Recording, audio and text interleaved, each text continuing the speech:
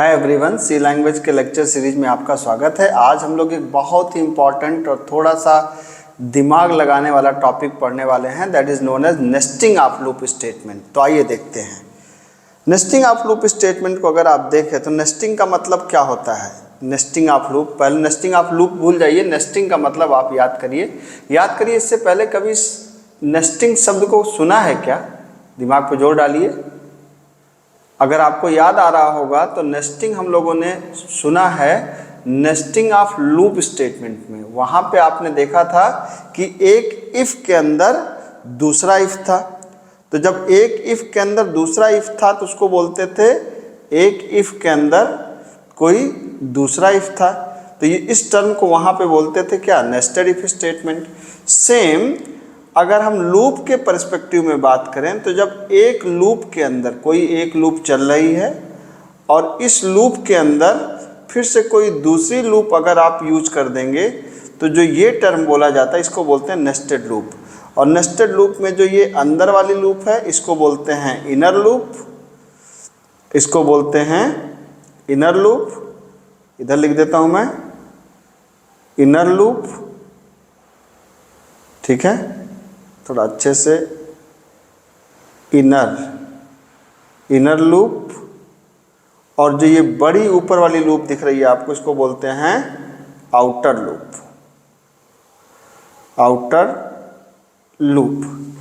अब मसला ये उठता है कि भाई साहब ये क्या है, क्यों हम इनर लूप और आउटर लूप लगा रहे हैं? ठीक है, तो आइए इसको एक एग्जाम्पल के थ्रू हम थोड़ा और बेहतर ढंग से समझने की कोशिश करते हैं। ठीक है, जैसे हमने कहा कि आप प्रिंट करिए टेबल 2 से लेके 10 तक के नंबरों का। मतलब हमें टेबल का एक प्रोग्राम बनाना है, लेकिन एक नंबर की टेबल का नहीं, 2 से लेके 10 तक का। इसका मतलब यह है कि जो आउटपुट आना चाहिए, पहले जैसे 2 आया तो 2 का टेबल 2 1 जा 2, 2 2 जा 4, 2 3 जा 6 और फिर 20 तक। फिर 3 1 जा 3, 3 2 जा 6, 3 3 जा 9, 30 तक। फिर 4 1 जा 4, 4 2 जा 8, कहाँ तक? 40 तक, एंड सो ऑन। ठीक है, तो जो ये आपने किया तो ये अब ये 2 की भी टेबल चाहिए, 3 की भी चाहिए, 4 की भी चाहिए, और ऐसे कहाँ तक चाहिए? ऐसे हमको चाहिए 10 तक की। ठीक है, तो अब इस तरह का प्रोग्राम बने कैसे? अब ये बनाने के लिए पहले हमको थोड़ा सा धीरे धीरे स्टार्ट करते हैं। धीरे धीरे क्या किया हमने? धीरे धीरे हमने कहा कि पहले हम एक दिए गए नंबर की टेबल को प्रिंट करने की बात करते हैं। तो हमने एक नंबर लिया, ठीक है, एक वेरिएबल लिया i, और हमने क्या किया कि यूजर से कहा भाई नंबर दे दो। ठीक है, या हम नंबर मान लेते हैं, अभी के लिए चलिए नंबर मान लेते हैं कि हम मान लेते हैं कि नंबर की वैल्यू कितनी है? 5 है। ठीक है, तो 5 की टेबल कैसे प्रिंट होगी? आप देख सकते हैं कि for i is equal to 1, i less equal than 10, i plus plus. और हम क्या कर देंगे, अगर हमको इसको प्रिंट करना है तो हम कह देंगे प्रिंट कर दो क्या? %d /n कामा नंबर इंटू आई की वैल्यू। ठीक है, नंबर इंटू आई की वैल्यू। अभी टेक्निकली क्या कर रहा होगा? टेक्निकली नंबर आपने कितना माना है? आपने माना है 5। ठीक है, तो ये आपका नंबर तो 5 है। अब देखो ये आई है और ये नंबर इंटू आई है। तो अब ध्यान से इसको अगर हम लोग इसको देखें तो आई की वैल्यू कितनी है? 1। फिर यहाँ से कहाँ जाएगा? Less than 10। क्या 1 लेस देन 10 है? सही बात। नंबर इंटू आई मतलब 5 इंटू 1। फिर यहाँ से ऊपर गया 2 हुआ, 5 इंटू 2। फिर यहाँ से कंडीशन चेक किया, अंदर आया, फिर से वही चीज़ 3, 5 इंटू 3। ये कहाँ तक चलेगा? 10 तक, 5 इंटू 10 तक।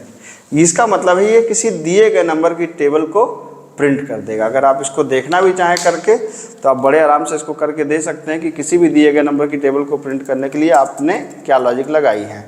आपने मान लिया कि नंबर कितना है? 5 है, और for i is equal to 1 less or equal than 10, i plus plus करके आपने प्रिंट कर दिया क्या? %d /t कर दीजिए, चलिए, नंबर इंटू आई। ये प्रिंट हो गया आपका। अब इसको आप रन करा के देख लीजिए, 5 की टेबल प्रिंट हो गई। ठीक है, लेकिन आप सोच रहे होंगे शायद कि सर ने तो कुछ और क्वेश्चन कहा था, सॉल्व कुछ और कराने लगे। ठीक है, तो मैं यही कहूँगा थोड़ा सा पेशेंस रखें। अब क्या है कि ये तो एक दिए गए नंबर की टेबल थी और नंबर जो दिया था कहाँ पे स्टोर है, वो नंबर स्टोर था इस नंबर के अंदर, इस नंबर नाम के वेरिएबल के अंदर। तो अगर एक नंबर है तब तो चलो ठीक है, लेकिन अब नंबर भी कई हैं, नंबर भी कई हैं, नंबर भी 2 है, फिर 3 है, फिर 4 है। तो अब कई नंबर हैं तो हम कई नंबर को कैसे दे सकते हैं? तो नंबर भी चाहिए हमको 2 से लेकर 10 तक, तो इसका मतलब कि मल्टीपल नंबर हैं। तो मल्टीपल नंबर का क्या मतलब हुआ? मल्टीपल नंबर का ये मतलब हुआ कि अब जैसे जैसे अभी तक क्या होता था, एक प्रिंट कराना था तो प्रिंट करा देते थे, 2 प्रिंट कराना होता था तो 1 2 प्रिंट करा देते थे, लेकिन अगर 1 से 10 तक प्रिंट कराना होता था तो फिर लूप चलाते थे। बिल्कुल वही चीज़ यहाँ पे होगी। अब क्यों ना हम यहाँ पर एक लूप चला दें। किसकी लूप चला दें? इसको थोड़ा सा आप अंदर खिसका दीजिए, इसको कहिए भाई साहब थोड़ा आप अंदर चलिए, आपको अब अंदर रहना है।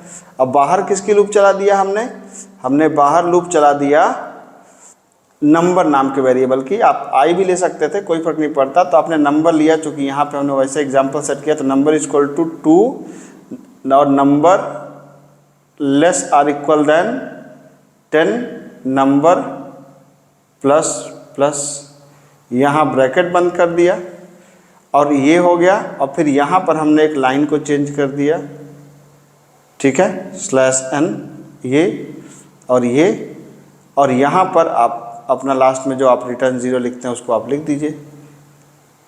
और इंटरेस्टिंग बात जानते हैं क्या है? 2 से लेके 10 तक का प्रोग्राम, 2 से लेके 10 तक की टेबल का प्रोग्राम बन गया। अरे कैसे बन गया भाई? ठीक है, ये तो इंटरेस्टिंग बात हो गई। ठीक, तो अब 2 से लेके 10 तक का प्रोग्राम कैसे बन गया, अगर आप इसको समझना चाहें तो मैं आपको इसको ड्राई रन से समझाता हूँ। ठीक है, तो इसको ध्यान से कहीं पे आप पेपर पर लिख लीजिए, क्योंकि अब इसके बगल में लिखना ठीक नहीं है, इसके बगल में जगह नहीं है, फिर हौच पौच हो जाएगा। ठीक है, मैं नीचे समझाता हूँ। तो मोटा मोटा आप याद रखिए, नंबर की वैल्यू 2 है, number less than equal to 10 है, नंबर प्लस प्लस है और आई 1 से 10 तक चल रहा है। तो अगर मैं इसको कहूँ कि नंबर की करंट वैल्यू क्या है, अगर मैं इसको कहूँ कि भाई तुम नंबर की वैल्यू बताओ और तुम आई की वैल्यू बताओ और तुम आउटपुट बताओ, को प्रिंट करो, तो हम कैसे देख सकते हैं इसको?